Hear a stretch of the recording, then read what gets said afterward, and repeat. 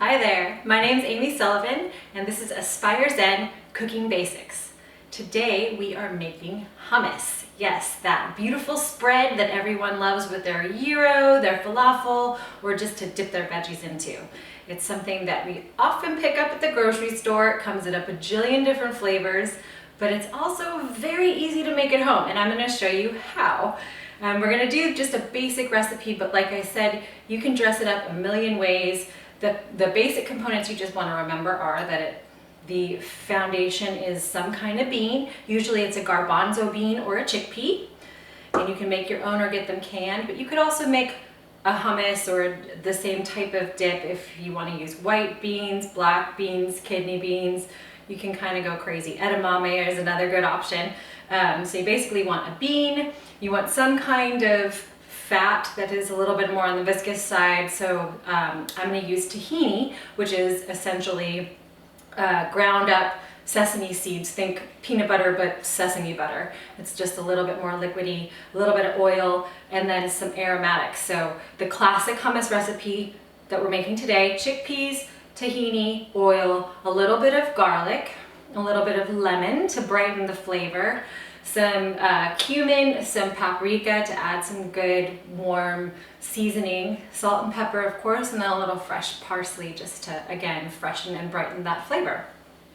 And so here we go. One of the great things about making hummus is it is super simple. If you have one of these guys, a big food processor, or if you have one of those fancy pants blenders that makes things like soup, that will also work well in there. Drop things in, blend it up, go. Like, you don't even have to chop your garlic. So in here, we're gonna start with our garlic, this big fat clove. You might wanna use 2 if you have small.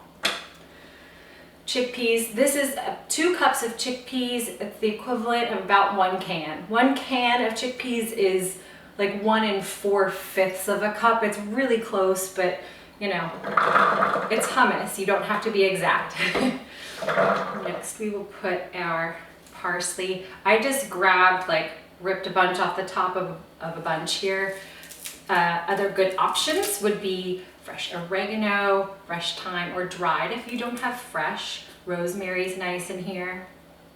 You could do artichoke hearts, cucumber, jalapenos. So we've got our garlic, our chickpeas, our parsley, and next we're going to put in our lemon. We want zest and also juice. So I'll start with this handy dandy kitchen tool, the microplaner. This takes the colored part of the peel off without getting the white part that's underneath. The white part, the pith, is a little bit on the bitter side, but the part with color, this is all, it goes for all citrus fruit, oranges, limes, etc., is full of essential oil and flavor, and it's a great addition to anything you're putting the citrus juice in. If you're putting juice in it, you probably want to put the zest in it too. And think salad dressing, sauces, rice. It's great, like right after you're finished making a couscous or a rice, you put a little fresh zest and a little juice in. So good. And then we're going to add the juice as well. And we'll do the same with the other lemon because these are tiny, but I would say this recipe is about 1 lemon. These are little itty bitty guys, so we're going to do 2.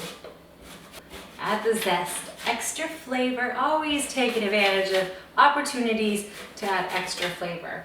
And when you use things like herbs or citrus or spice to bring flavor to your food, you don't have to add as much of other things that can be less healthful for you, like fats, salts, or sugar. Flavor is your friend.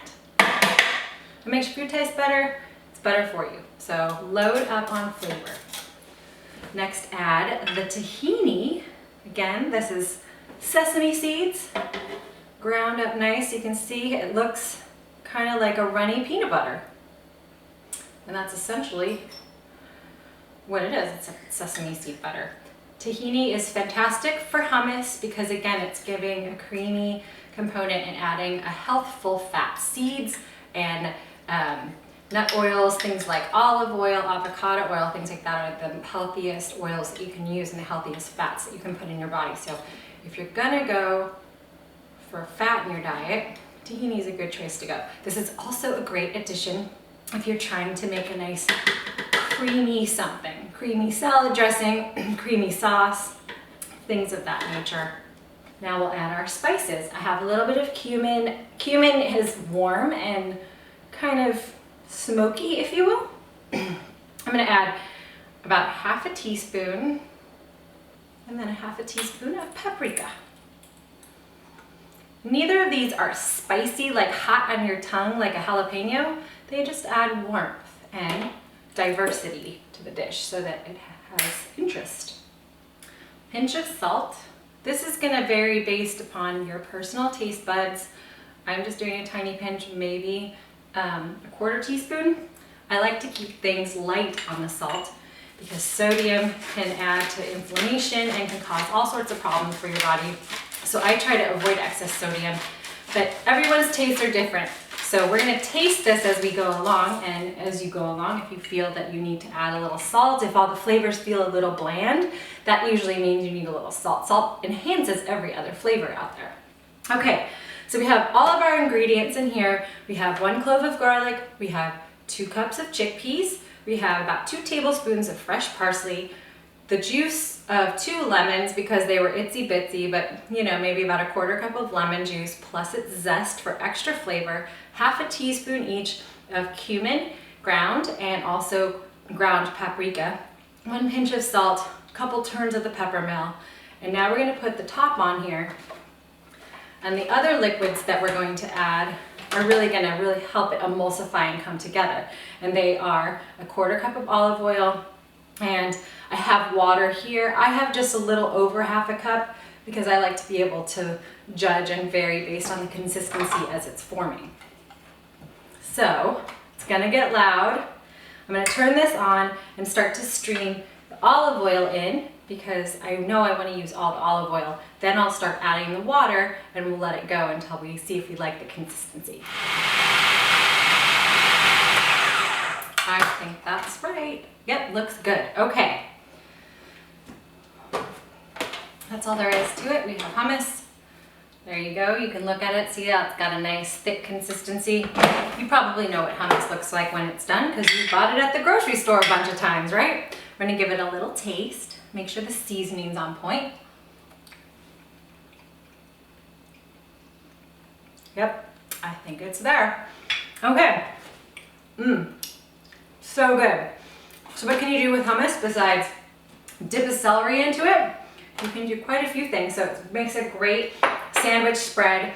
Any kind of scenario where you would normally go to a mayonnaise or a mustard, great opportunity to change it up a little bit and put some hummus on there. It's also great in a salad dressing. So I use hummus as the cream base to make a vegan Caesar salad dressing that's fabulous. It's like 5 ingredients. Hummus adds tons of flavor. It also does the creamy factor, and so I don't have to put an egg or extra oil in there. It's a little more of a healthful way to get that same impact. They also make a great filling for deviled eggs.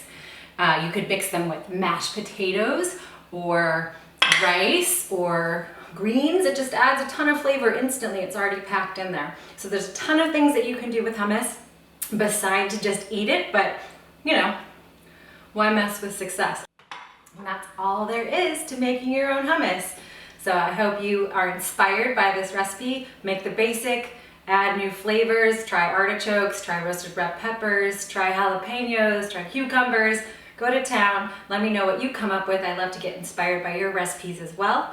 I'm Amy Sullivan, this is Cooking Basics, and you are now a star at making hummus.